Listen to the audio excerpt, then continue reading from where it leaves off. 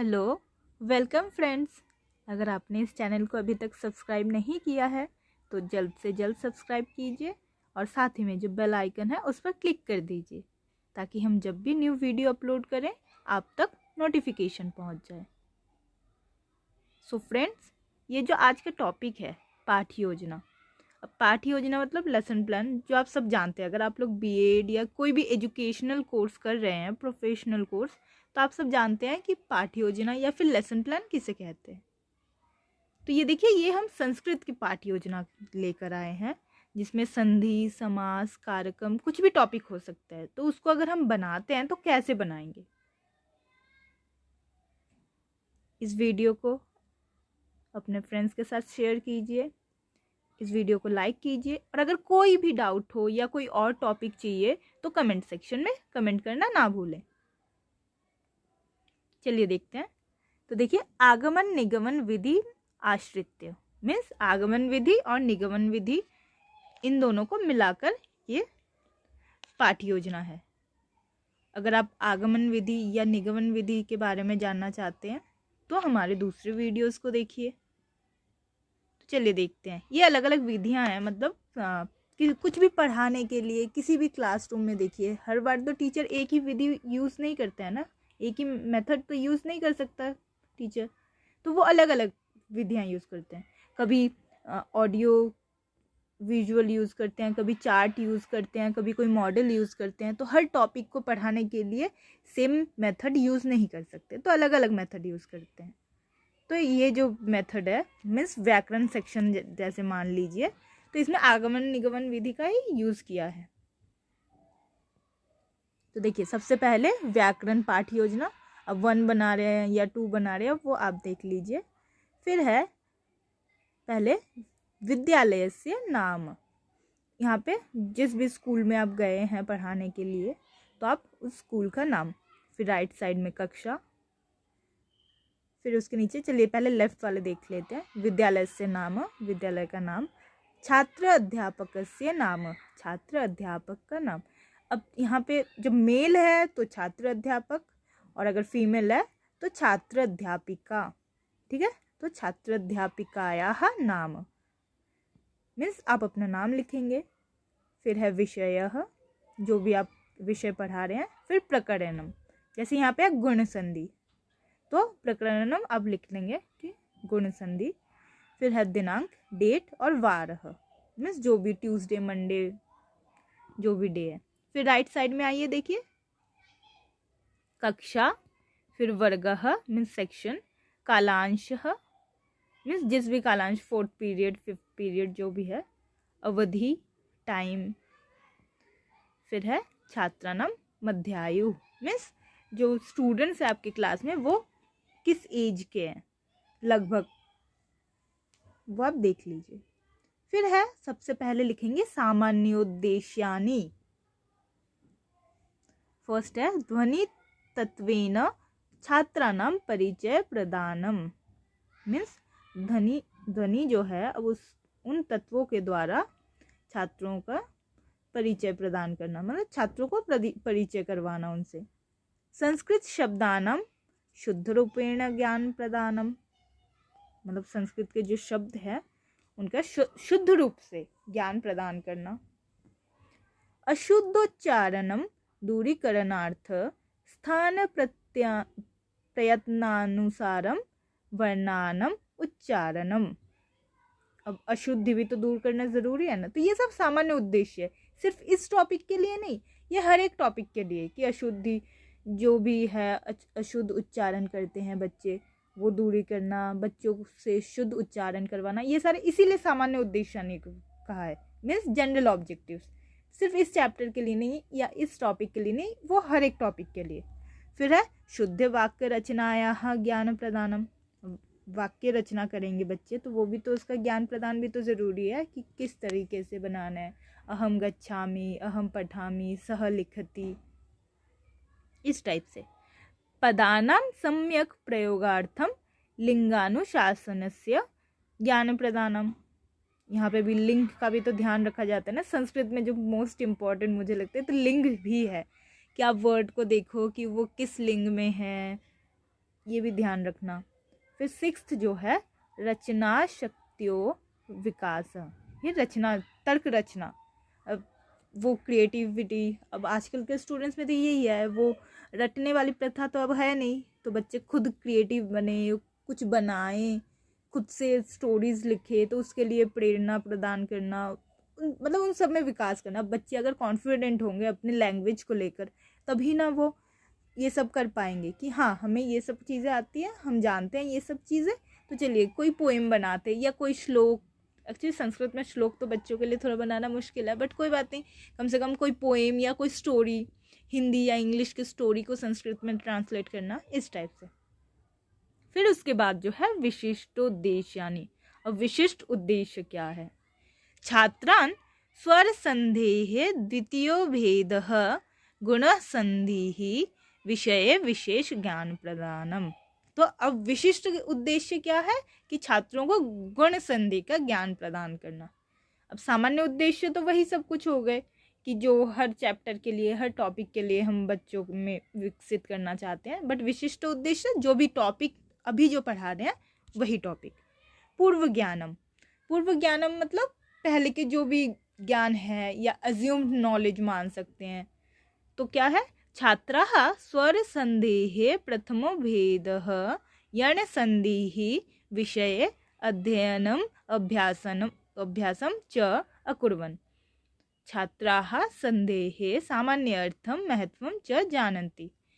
तो हम ये मान लेते हैं पूर्व ज्ञान में कि छात्र जो है, जो स्टूडेंट्स है, वो यण संधि के बारे में जानते हैं, पहले पढ़ चुके हैं, और वो संधि के बारे में सामान्य जो भी नॉलेज है कि संधि क्या है, इम्पोर्टेंस है उसकी, जो भी है उसका अर्थ, ये सब कुछ बच्चे पहले से जानते हैं। अब इसके लिए हमें चाहिए सहायक उपकरण आनी, मीन्स हम किस चीज़ की कौन कौन सी चीज़ें यूज़ कर रहे हैं, जो टीचिंग टूल्स हैं। श्याम फलकः, सुधाखंडः, मार्जनी, पाठ्यपुस्तकम, संधिय पत्राणि च। मीन्स ब्लैक बोर्ड, चौक, डस्टर, जो भी बुक आप जिस बुक से पढ़ा रहे हैं, या नोटबुक जहाँ पे आप लिख कर लाए हैं वो, फिर संधि के अगर पत्र वगैरह हो कुछ, तो इन सब चीज़ों से। फिर पहले है प्रस्तावना। अब प्रस्तावना में ये होता है कि हम कुछ क्वेश्चंस के थ्रू उस टॉपिक तक पहुँचते हैं जो हम पढ़ाने वाले हैं। तो अध्यापकः कक्षायाः श्यामपट्टोपरि निम्नलिखित पदानि लिखित्वा छात्रान् प्रक्षन्ति। तो जो अध्यापक या छात्राध्यापक होगा वो क्या करेगा कि ब्लैक बोर्ड पर कुछ शब्द लिखेगा, जैसे इत्यादि, स्वागतम, पित्रादेश, लाकृति, प्रश्नः उत्तराणि मीन्स जो भी प्रश्न ये सारे हैं इसके संभावित उत्तर। अब जैसे फर्स्ट क्वेश्चन क्या हो गया? प्रथम पदस्य संधि विच्छेदम कुरुत, इति प्लस आदि, तो इत्यादि यण संधि। एतयोः पदयोः कयो वर्णयोः संधि भवति? ई प्लस आ इज इक्वल टू य। ये बच्चों ने आंसर दिया। फिर उसका थर्ड क्वेश्चन पूछेंगे, अन्य पदानां संधि विच्छेदम कुरुत। सु प्लस आगतम इज इक्वल टू स्वागतम। पितृ प्लस आदेश पित्रादेश, लृ प्लस आकृति ही लाकृति ही। फिर जो टीचर का क्वेश्चन होगा, एतयोः पदयोः कयोः वर्णयोः संधि भवति? तो उ प्लस आ इज इक्वल टू व, री प्लस आ इज इक्वल टू र, री प्लस आ इज इक्वल टू ल। फिर जो लास्ट क्वेश्चन, यहाँ पे जैसे 5 क्वेश्चंस बनाए हैं प्रस्तावना में, आप चाहे तो 3 या 4, कभी कभी 6 भी हो जाता है, बट इससे ज़्यादा नहीं, क्योंकि फिर इसमें बहुत ज़्यादा टाइम लग जाएगा, फिर कंप्लीट नहीं कर पाओगे। गुण संधि विषय भवन्तः किम जानन्ति? अब ये तो हो गया। अब टीचर ने पूछा, अब बताओ गुण संधि के बारे में आप लोग क्या जानते हो, कुछ जानते हो क्या? तो ये हो गया समस्यात्मकोऽयं प्रश्नः, ये समस्यात्मक क्वेश्चन हो गया। ठीक है। सो स्टूडेंट्स, मैं ज़्यादा डिटेल में या ज़्यादा ट्रांसलेशन में नहीं जा रही हूँ।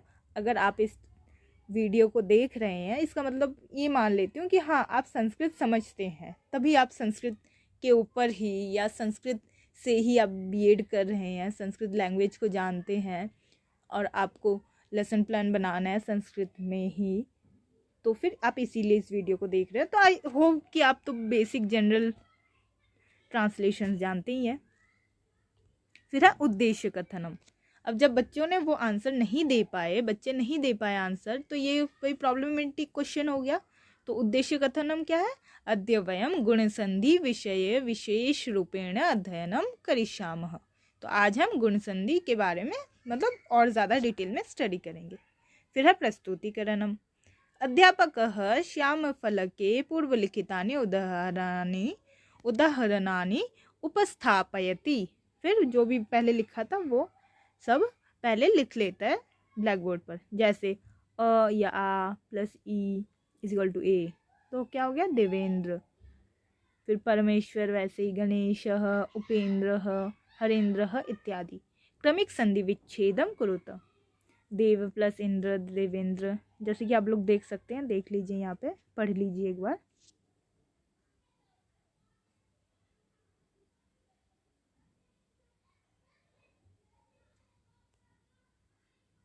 आई होप आप समझ चुके हैं कि प्रस्तुतिकरणम में क्या क्या किया है। फिर है निरीक्षणम। छात्राः प्रस्तुतानि उदाहरणानि सावधानतया निरीक्ष्य परिवर्तन विषये चिन्तयन्ति। अब ये जो आपने एग्जाम्पल्स या जो टीचर ने एग्जाम्पल्स बोर्ड पर लिखा है वो बच्चे देखेंगे। तो निरीक्षण में यही है कि स्टूडेंट्स अच्छे से इन सारे एग्जाम्पल्स को देखेंगे और समझने की कोशिश करेंगे कि क्या क्या चेंजेस हुए हैं। फिर है नियमीकरणम। अदेंगुणः आद्गुणः इति सूत्र निर्देशानुसारम अ आ इति वर्णस्याग्रे इ उ रि लि वा वर्णः आगच्छति तदा पूर्वपरयोः स्थाने अर्थात मेलने ए ओ अर अल वर्णः भवति। फिर उसके बाद स्पष्टीकरणम, कि उसको अच्छे से स्पष्ट करेंगे। अध्यापकः नियमं व्यवस्थापयति, सूत्रार्थं च बोधयति, यथा अदेंगुणः आद्गुणः अवर्णादचि परे पूर्वपरयोरेको गुणादेशः स्यात् एवं च अत् एङ् अच् इति प्रत्याहारं बोधयति। तो ये स्पष्टीकरण में बताया कि हाँ ये दोनों है क्या क्या, किसके बाद आने से क्या होता है। फिर देंगे टीचर जो है अभ्यास कार्यम। शिक्षकः निर्धारित नियमस्य परीक्षणं नियमात् उदाहरणात् नियमं प्रति इति शिक्षण सूत्रानुसारम श्याम पट्टादि कार्यम करोति। अब पहले कुछ टीचर्स ऐसे होते हैं जो एग्जाम्पल देने के बाद फिर उसको समझाते हुए फिर जो मेन फॉर्मूला है, जो मेन सूत्र है वो बताते हैं।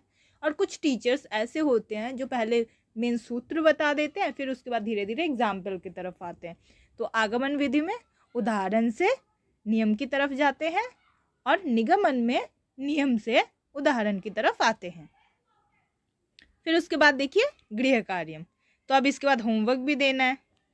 तो होमवर्क में क्या देखिए, पाठ्यपुस्तकात् 15 उदाहरणानि अन्विष्य पदच्छेदं कृत्वा आनयतु। मीन्स पाठ्यपुस्तक से, बुक से 15 अर्थात 15 उदाहरण ढूंढकर वो लिखकर उसके पदच्छेद करके लेकर आइए। अब किसी भी जैसे कोई चैप्टर दे दिया, किस चैप्टर में जितने भी इस तरह के संधि होंगे वो सब लिख के आए। आई होप फ्रेंड्स आप इस वीडियो को समझ चुके हैं। अगर कहीं पे भी कोई डाउट है तो आप क्वेश्चन पूछ सकते हैं। और अगर आपने अभी तक इस चैनल को सब्सक्राइब नहीं किया है तो जल्द से जल्द सब्सक्राइब कीजिए और साथ ही में जो बेल आइकन है उस पर क्लिक कर दीजिए ताकि हम जब भी न्यू वीडियो अपलोड करें आप तक नोटिफिकेशन पहुंच जाए। और अगर आप कोई स्पेशल और वीडियो चाहते हैं CDP के बारे में या संस्कृत के कुछ और टॉपिक्स या स्कूल मैनेजमेंट, कुछ भी अगर आप वीडियो चाहते हैं तो कमेंट सेक्शन में कमेंट कर दीजिए। Thank you.